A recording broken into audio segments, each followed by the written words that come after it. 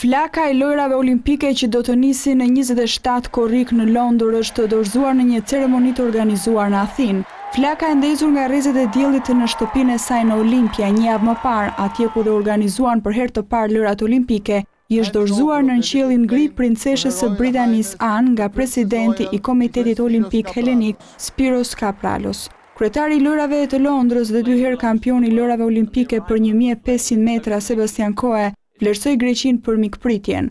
Ashtu sikurse lojrat olimpike dhe ato paraolimpike, flaka i përket gjithë botës, takoi përpara spektatorëve, mes të cilëve ndodheshin dhe kryetari i Bashkisë së Londrës Boris Johnson dhe ish kapiteni i kombëtares angleze David Beckham.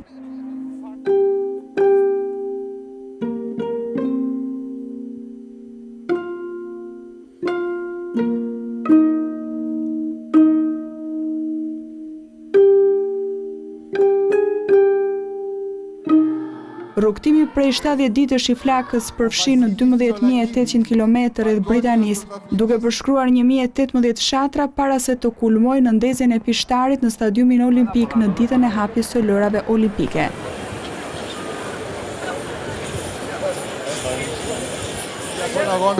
Londino 2012 kalor Sebastian Coe.